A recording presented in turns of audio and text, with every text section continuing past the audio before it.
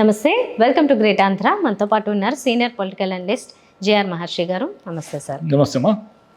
Sir, TDP కార్యాలయం పై దాడి విషయంగా, అంటే గతంలో జరిగిన దానికి సంబంధించి ఇప్పుడు వైసీపీ ముఖ్య నేతలైన ఒకరు నందిగం సురేష్ను ఆల్రెడీ నిన్ననే అరెస్ట్ చేశారు. ఇంకా ఈరోజు బెంగళూరులో కూడా లేళ్ల అప్పిరెడ్డిని కూడా అరెస్ట్ చేసినట్లుగా వార్తలు వస్తున్నాయి. ఇంకా చాలామంది ఉంటారు ఈ లిస్టులో అని చెప్పి. అయితే ఆ లిస్టు ఎక్కడి వరకు వెళ్తుంది? జగన్మోహన్ రెడ్డి వరకు వెళ్తుందా, లేకపోతే వాళ్ళ టార్గెట్ ఇంకెవరైనా ఉన్నారంటారా? వైసీపీలో అనేక మంది టార్గెట్ ఉన్నారు.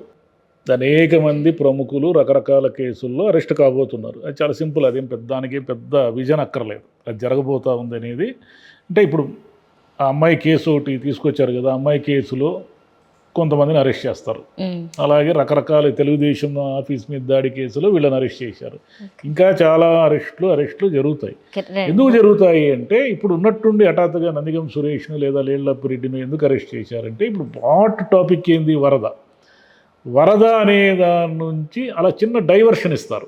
ఈ డైవర్షన్ ఇప్పుడు వరద అనే దాని మీద ప్రధానంగా సమాధానం చెప్పుకోవాల్సిన పరిస్థితి. అంటే మేము చాలా చేశాము, చాలా చేస్తున్నాము ఎంత అన్నప్పటికీ కూడా ప్రభుత్వం మీద ఒక అసహనము, అసంతృప్తు, మాకు దక్కలేదు, మాకు చేయలేదు, మా వరకు రాలేదు, ఇదంతా నడుస్తుంది కదా. ఒకవైపు ఈయన జగన్ తిరగడము, లేదా వైసీపీ నాయకులు తిరగడము, సాక్షి పత్రికలో కథనాలు రావడము, ఈ చంద్రబాబు గారి ఇల్లుని కాపాడుకోవడం కోసం ఇంతమందిని వరద మళ్లించారు, నీటిని మళ్లించారనే ఆరోపణలు, ఇవంతా కూడా కాసేపు సద్దు మునగాలంటే డైవర్షన్. పటపట 6-7 మందిని అరెస్ట్ చేస్తే వైసీపీ వాళ్ళు కూడా వరద గురించి మాట్లాడడం మానేసి మా నాయకులను అక్రమంగా అరెస్ట్ చేశారు, ఇది చేయాలి, అది చేయాలి. సరే, కేసులు ఉన్నాయి, దాంట్లో చట్ట ప్రకారం ఏం చేయాలి, అరెస్టులు జరిగినా కూడా దాన్ని ఎవరు ప్రశ్నించడానికి లేదు. ఎందుకంటే అది ఫలానా కేసుల్లో వీళ్ళని అరెస్ట్ చేయడం అనేది, ఆ కేసుల్లో చట్టపరంగా ఉన్నాయా లేదా ఫ్యాబ్రికేటెడ్, అంటే వీళ్ళు దాన్ని ఇరికిస్తున్నారా అనేది పాయింట్. మామూలుగా చట్టపరంగా ఉండి అరెస్టులు చేసి, అంటే ఎవరైనా తప్పు చేస్తే వాళ్ళ మీద చర్య తీసుకోవడము, కోర్టుకి హాజరుపరచడము, శిక్షించడం, అంటే కోర్టులో విచారణ చేయడం, ఇదేం తప్పు కాదు కదా. ఇది రూల్ ప్రకారం జరిగితే ఓకే. రూల్స్కు భిన్నంగా జరిగితే, కేవలం వేధింపుల కారణంగా జరిగితే, వైసీపీ వాళ్ళు గతంలో ఏ తప్పు చేశారో అదే తప్పు మళ్ళీ వీళ్ళు చేయబోతున్నారు. అదే తప్పులు మళ్ళీ రిపీట్ చేయబోతున్నారు. అంటే రేపు జగన్ గారి వరకు రావచ్చు, లేదా సజ్జల రామకృష్ణారెడ్డి గారిని అరెస్ట్ చేయొచ్చు, ఇంకో వైవి సుబ్బారెడ్డి గారిని అరెస్ట్ చేయొచ్చు, ఎవరైనా చేయొచ్చు. ఎందుకంటే రకరకాల కేసులు ఆల్రెడీ ఉన్నాయి కదా. పాత కేసులు తిరగదోవడము, లేదా కొత్త కేసులు పెట్టడము. అంటే ఒక మనిషిని ఏదో కేసులు ఇరికించి అరెస్ట్ చేయడము అనేది కనుక ప్రభుత్వం అనుకుంటే అదేం పెద్ద విషయం ఏం కాదు. ఇప్పుడు ప్రభుత్వాలు ఆలోచించాల్సింది ఏమిటంటే, ఇప్పుడు లోకేష్ గారు రెడ్ బుక్ రాజ్యాంగం ఇంకోటి అనేది పక్కన పెడితే, గతంలో వాళ్ళు ఏదో చేశారు కాబట్టి వాళ్ళకి అంతకింత మేము చూపిస్తాము అని మీరు అదే ధోరణి, అదే ప్రతీకార పగ సాధించే ధోరణిలోకి వెళితే ఏం జరుగుతుందంటే, మళ్ళీ మెల్లిగా సానుభూతి అటుపోయి, పోయినసారి మీకేమైంది, మిమ్మల్ని అన్యాయంగా అరెస్ట్ చేశారు, చంద్రబాబు గారిని అన్యాయంగా అరెస్ట్ చేశారనే సానుభూతి అనేది ఏ స్థాయిలో తెలుగుదేశాన్ని సమీకరించింది. తెలుగుదేశం కార్యకర్తలు, నాయకులు అందరూ కూడా, అరే మా చంద్రబాబు గారిని అరెస్ట్ చేసిన తర్వాత వీళ్ళు ఇంకెవరిని వదలరు, కాబట్టి ఏమైనా సరే మేమంతా సమీకరించి సరే తెలుగుదేశాన్ని గెలిపించుకోవాలి అని 11 సీట్లకు వైసీపీని పరిమితం చేశారు కదా. అంటే ఇంత దూరం రావడానికి కారణం ఏమిటంటే, సరే వీళ్ళు ఏమంటారు, చంద్రబాబు గారి మీద ఆ కేసు సక్రమమే, ఆయన స్కిల్ డెవలప్మెంట్ కేసులో ఉన్నారు, చట్టపరంగా ఇది రూల్ అని. రూల్స్ రెగ్యులేషన్స్ అన్నీ పుస్తకాల్లో ఉంటాయి, కోర్టుల్లో ఉంటాయి, చట్టాల్లో ఉంటాయి. కానీ జనం ఏం ఆలోచిస్తుంటారంటే, ఓహో వీళ్ళను వేధించడానికి అరెస్ట్ చేస్తున్నారా, లేకుంటే నిజంగా వీళ్ళ మీద కేసులు ఉన్నాయా? మీరు తెలుగుదేశం వాళ్ళు ఎలాగో దాన్ని అప్రిషియేట్ చేస్తారు. ఆ రోజు వాళ్ళు అవన్నీ మా మీద కేసులు పెట్టారు కాబట్టి వాళ్ళకి కావాల్సిందే, ఇంతకింత జరగాల్సిందే అంటారు. కానీ సామాన్య జనం ఉంటారు. సామాన్య జనం ఏం ఆలోచిస్తారంటే, అక్రమంగా కేసులు పెట్టి వేధిస్తున్నారు అంటే ఏమిటంటే, ఎవరైతే వేధింపులకు గురవుతారో జనం సానుభూతి అటు మలుతుంది.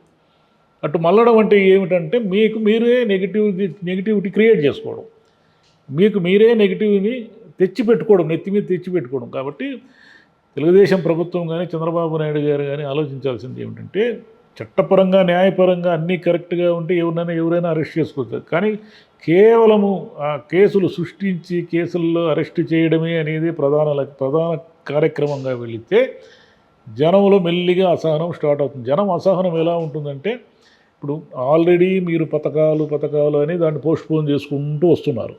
ఈ వాయిదాలు వేయడం వల్ల జనంలో ఎంతో కొంత అసహనం గూడు కట్టుకుంటూ ఉంది.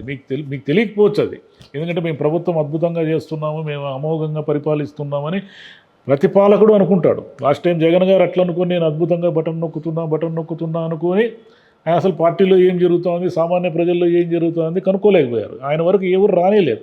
ఆయన చుట్టూ ఉన్న కోటరీ ఏం చేసిందంటే అసలు జనంలో ఏం జరుగుతూ ఉందో ఆయన వరకు రానేలేదు. చంద్రబాబు నాయుడు గారు జనంలో తిరుగుతూ ఉన్నప్పటికీ జనం ఏమనుకుంటున్నారో గ్రహించలేకపోతే మాత్రం ఆయన కూడా ప్రమాదంలో పడతారు. జనం ఏమనుకుంటున్నారు ఇప్పుడు వాస్తవంగా రూట్ లెవెల్లో ఏం జరుగుతోంది, మీరు పథకాలు ఇస్తారు అని 3 నెలలు అయిపోయింది అధికారంలోకి వచ్చి. 3 నెలల తర్వాత మీరు ఇచ్చింది కేవలం పెన్షన్ మాత్రమే, పెన్షన్ పెంపుదల మాత్రమే. అన్నా క్యాంటీన్లు అనేది ఒకటి ఓపెన్ చేశారు. సరే, ఈ డిఎస్సీలు గిఎస్సీలు అవన్నీ సామాన్య జనానికి సంబంధించిన విషయాలు కాదు. సామాన్య జనానికి సంబంధించిన విషయాలు ఏమిటంటే పథకాలు, అంటే మీరు ఫ్రీ బస్సు ఒకటి, మహిళలకు 1500 నెలకి ఇస్తామన్నది ఒకటి, పిల్లలకి 15,000 ఇస్తామన్నది ఒకటి, ఇవి కీలకమైన పథకాలు. 3 గ్యాస్ సిలిండర్లు ఇవి. వీటి దిశగా మీరు ఇంతవరకు అడుగే వేయలేదు. అడుగు వేయకపోగా ఇంకా అవి ఇస్తారో ఇవ్వరో అనే కన్ఫ్యూజన్ ఉంది. అంటే మీరు స్కిప్ చేస్తారా, ఇవ్వరా, లేదంటే లబ్ధిదారులందరినీ తగ్గిస్తారా, ఈ కన్ఫ్యూజన్లో ఉన్నప్పుడు ఉన్నట్టుండి వరద వచ్చి పడింది. విజయవాడ పట్టణం ఎన్నడూ లేనంతగా పూర్తిగా మునిగిపోయి 100 మంది చచ్చిపోయి ఆస్తి నష్టం జరిగి ఇంత జరుగుతూ ఉంది. ఇంత జరుగుతూ ఉన్నప్పుడు సహజంగా ఎవరైతే బాధితులు ఉంటారో వాళ్ళు ఎవరి వైపు వేలెత్తి చూపుతారు? ప్రభుత్వం వైపు వేలెత్తి చూపుతారు. మేమంతా పోగొట్టుకోవడానికి వీళ్ళు సరైన చర్యలు తీసుకోకపోవడమే కారణం. మీరిచ్చే పెరగన్నము, మీరిచ్చే వాటర్ బాటిల్, లేదా మీరిచ్చే బియ్యం 5 కిలోల బియ్యం, ఇవన్నీ కూడా 5 రోజుల్లో మర్చిపోతారు జనం. జనానికి శాశ్వతంగా ఏం గుర్తుంటుందంటే తమ ఇల్లు పోయింది, తమ ఇంట్లో మనుషులు పోయినారు, తమ ఆస్తులు పోయినాయి అనేది శాశ్వతంగా గుర్తుంటుంది. ఇవన్నీ కూడా ఏమిటంటే ప్రభుత్వానికి నెగిటివిటీగా మారుతాయి. ఈ నెగిటివిటీని మీరు తప్పించుకోవడానికి అరెస్టులు గిరిస్టులు అన్నారంటే మళ్ళీ ఆయన జనంలోకి వెళ్ళి అక్రమ అరెస్టులు అనేది మొదలు పెడతారు. కాబట్టి ఇక్కడ జాగ్రత్తగా చేయాల్సింది ఏమిటంటే నిజంగా కేసులుండి నిజంగా వాళ్ళు నిందితులైతే మీరు చేసినా మీరు దాన్ని సమర్థించుకునే అవకాశం ఉంటుంది. లేదంటే మీరు కేవలం పగ సాధించడానికో, ప్రతీకారం సాధించడానికో, కక్ష సాధించడానికో వైసీపీని టార్గెట్ చేశారనుకోండి, అది మీకే బూమరాంగ్ అయ్యి వెనక్కి తిరిగి కొడుతుంది. అట్లా చాలామంది కొట్టింది కూడా. ఎంతోమంది చరిత్రలో ఎంతోమంది ఉన్నారు అలా వేధింపులు చేసి మళ్ళీ చివరికి రివర్స్ అయిన వాళ్ళు. పోయినసారి వీళ్ళు వైసీపీ వాళ్ళు పిచ్చి పిచ్చిగా ప్రవర్తించడం వల్లే కదా వాళ్ళకి రివర్స్ అయ్యి కూర్చుందంతా. సేమ్ మీరు అదే కేటగిరీలో వెళ్ళాలనుకుంటే వెళ్ళండి, దానికి ఏమి ఎవరేం చేస్తారు? అంటే ప్రతి పాలకుడు కూడా తన తప్పుల్ని గ్రహించలేక చివరికి ఓటమి. మీరు ఇన్నిసార్లు తెలుగుదేశం ప్రభుత్వం ఎందుకు ఓడిపోయింది మీరు ఒక్కసారైనా గ్రహించారా? మీరు ఎందుకు ఒకసారి అధికారంలో ఉంటే రెండోసారి రారు? మళ్ళీ సింపుల్ లాజిక్. మీరు ఎందుకు రెండోసారి అధికారంలోకి రారు అంటే ఒకసారి అధికారంలో ఉన్నప్పుడు మీరు ఏం చేస్తున్నారో మీరు తెలుసుకోలేని తనంతో చేస్తారు. అందరూ అదే చేస్తారు. వైసీపీ కూడా అన్ని సీట్లతో అధికారంలోకి వచ్చిన ఎందుకు రెండోసారి రాకుండా పోయింది? కాబట్టి చంద్రబాబు నాయుడు గారు అద్భుతమైన విజనరీ, అద్భుతమైన పరిపాలనా దక్షుడు అనే కదా అందరూ పొగుడుతున్నారు. రెండోసారి ఎందుకు రాలేదు ఇప్పటివరకు ఆయన అధికారంలోకి? 94లో 99లో వచ్చింది అది వేరు. 94లో అధికారంలోకి తెచ్చింది ఎన్టీఆర్, ఈయన కాదు. 99లో ఈయనే సొంతంగా తన అధికారంలోకి వచ్చారు. 99 తర్వాత మళ్ళీ ఎందుకు ఎప్పుడూ కూడా ఆయన రిపీట్ కాలేదు అధికారం? అంటే దీన్ని అర్థం చేసుకోవాల్సింది ఏంటంటే పాలకులు చేసే ప్రతి అడుగుని ప్రజలు జాగ్రత్తగా గమనిస్తూ ఉంటారు. మీరు తప్పులు చేశారు అనుకోండి, ఆ తప్పులు లెక్క పెడుతూ ఉంటారు. ఆ తప్పులన్నీ మళ్ళీ మీ మీదకే వచ్చి చుట్టుకుంటాయి. అది ఈ విషయం. Right sir. ఫైనల్గా నందిగం సురేష్ ఆయన భార్య ఏం చెప్తున్నారంటే ఆయన్ని అక్రమంగానే అరెస్ట్ చేశారు, కక్షపూరితంగానే అరెస్ట్ చేశారు అని ఆవిడ వర్షన్. చివరగా ఇంకో మాట ఏమన్నారు అంటే మేము జగన్కి సన్నిహితంగా ఉన్నాం కాబట్టి నందిగం సురేష్ గారిని అరెస్ట్ చేశారు, అసలు ఆయన మీద చంపడానికి కూడా మీరు ప్రయత్నించిన డౌట్ లేదు, కానీ చివరిగా నేను చెప్పేది ఏంటంటే అనవసరంగా ఆయన భార్యతో పెట్టుకున్నాము అనే స్టేజ్కి నేను తెప్పిస్తా అన్నట్లుగా ఒక వార్నింగ్ లాగా కూడా ఇచ్చింది ఆవిడైతే. అంటే ఇవన్నీ ఎమోషనల్గా ఉంటాయి. జనంగా ఎవరైతే అరెస్ట్ అవుతారో వాళ్ళకి సంబంధించిన కుటుంబీకులు ఎమోషన్స్గా గురై ఇట్లా మాడుతూ ఉంటారు. కానీ అసలు వాస్తవం అది కాదు. తెలుగుదేశం టార్గెట్గా చేసి ఉంటే అది తెలుగుదేశానికే చివరికి విపత్తుగా పరిణమిస్తుంది. తెలుగుదేశం చట్టపరంగా న్యాయపరంగా వాళ్ళు నిజంగా చేసిన తప్పుల్ని వెలికి తీసి, అంటే తప్పులు చేసిన వారిని శిక్షించకూడదా అని ప్రశ్నిస్తే ఎవరైనా శిక్షించమని అడుగుతారు. ప్రతీకారము పగ దిశగా కాకుండా చట్టపరంగా వెళ్ళి చూస్తే దాన్ని ఎవరు పెద్ద పట్టించుకోరు.